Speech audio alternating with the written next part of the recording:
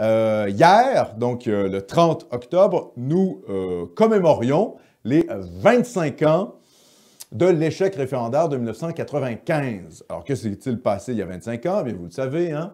À 49,3 %, je pense, 49,3 %, oui. Le référendum était perdu, 50,7 % pour le non, 49,3 % pour le oui. Évidemment, bon, c'est le grand traumatisme du deuxième échec référendaire. Il y avait déjà eu un premier référendum en 1980. Et en 1995, c'est évidemment l'échec de Jacques Parizeau.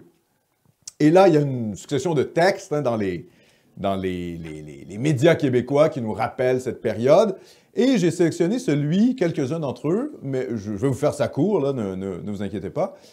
Et je vais vous parler de celui d'Yves-François Blanchet, donc le chef du Bloc québécois. Alors, voici ce que disait Yves-François Blanchet dans le Journal de Montréal.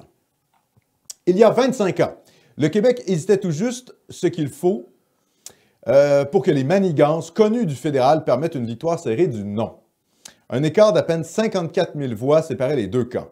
Il n'aurait fallu que 27 000 votes pour changer la donne. On passait alors de 40 % d'appui en 80 à 49,9 % en 1995. Dans mon esprit, ce ne fut pas la fin de l'idée, mais bien un moment de progression extraordinaire. Notre devoir maintenant, en tant que Québécois et souverainistes, est de continuer d'avancer et de comprendre ce qui aurait pu être fait autrement pour la prochaine fois soit la bonne. Donc là, on est dans la mystique référendaire. C'est-à-dire qu'en gros, c'est quelqu'un qui nous dit « Ah, voyez, on n'est pas assez proche. Si on avait gagné, on serait aujourd'hui un pays », ce qui est faux. Hein. Je rappelle quand même les faits, c'est-à-dire que le Canada n'aurait pas reconnu un référendum gagnant. Il se serait produit, pas exactement ce qui s'est produit en Catalogne, mais pas loin. On le sait grâce aux mémoires de Jean Chrétien, que le plan du Canada, c'était de refaire un second référendum au Québec, et puis ensuite un référendum pan-canadien. Donc, Ottawa n'aurait pas accepté les résultats d'un référendum gagnant en 1995, pour plein de raisons, parce que de toute manière, dans le parlementarisme britannique, ce ne sont pas les référendums qui sont effectifs, ce sont les votes des élus.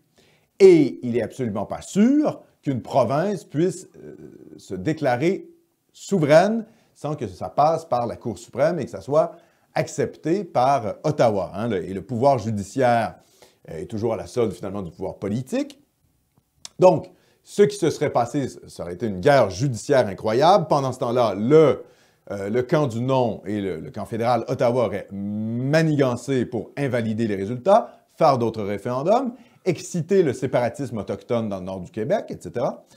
Tout ça pour vous dire que cette espèce de mystique référendaire autour de 1995 est problématique, parce qu'on est face à un camp souverainiste qui pense que le cumul des bouts de papier va faire en sorte qu'un jour, on va avoir un pays.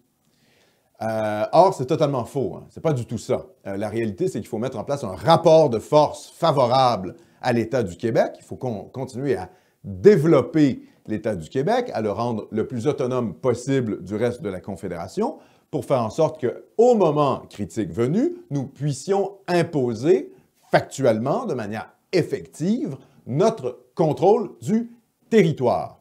Et c'est pour ça que j'ai déjà parlé ici du fait que les souverainistes doivent réfléchir à la mise en place de forces armées québécoises, de milices québécoises qui pourraient prendre finalement le relais de l'armée canadienne. Donc, ça, c'est l'essentiel. Si on est sérieux dans le projet de créer un pays au Québec, mais la plupart des souverainistes ne sont pas sérieux. La plupart des souverainistes sont des sociodémocrates mous qui veulent finalement vivre dans un pays qui n'est pas vraiment un pays, hein, qui est une espèce de renégociation avec le Canada où, bon, finalement, on aurait un peu plus d'autonomie face à Ottawa, mais grosso modo, on serait dans la même union monétaire, dans la même union militaire. Donc, en gros, on ne serait pas un pays souverain. Hein. C'est des gens qui veulent une sorte d'association avec le Canada. D'ailleurs, c'était la fameuse formule de René Lévesque, hein, la souveraineté-association. Bon, bien, si vous êtes associé, vous n'êtes pas souverain.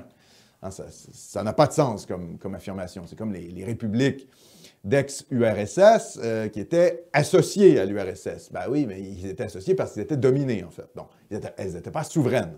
C'est un peu la même chose. Et le problème du folklore référendaire, c'est qu'on pense finalement que s'il y avait eu 50,1 % pour le oui ou 50 % plus une voix, on serait un pays. L'histoire nous démontre que c'est totalement... c'est pas ce qui se serait produit, en fait. Et ça, c'est le problème du camp souverainiste depuis les années 60-70, c'est qu'il fétichise la question du référendum en pensant qu'Ottawa va reconnaître les résultats du référendum. D'ailleurs, regardez ce qui s'est passé en Écosse. Le cas écossais est assez intéressant. Qu'ont fait les Écossais? Ils ont été voir Londres et ils ont dit, on fait le référendum, voici les critères.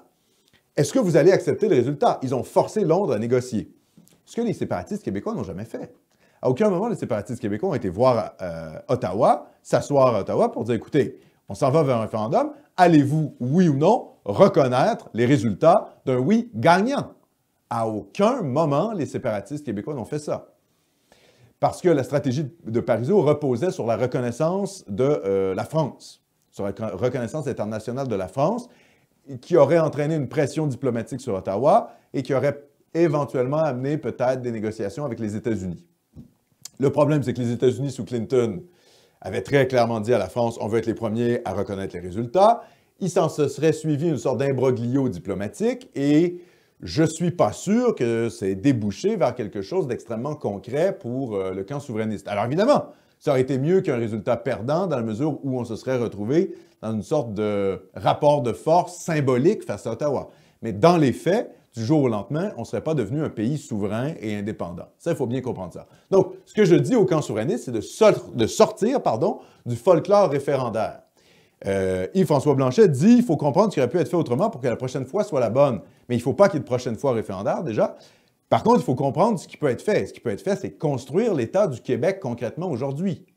Je vais vous dire d'ailleurs pourquoi, hein, parce qu'on va le voir plus tard au courant de ce direct. Le Canada est en suicide démographique et il nous entraîne avec lui dans son suicide démographique.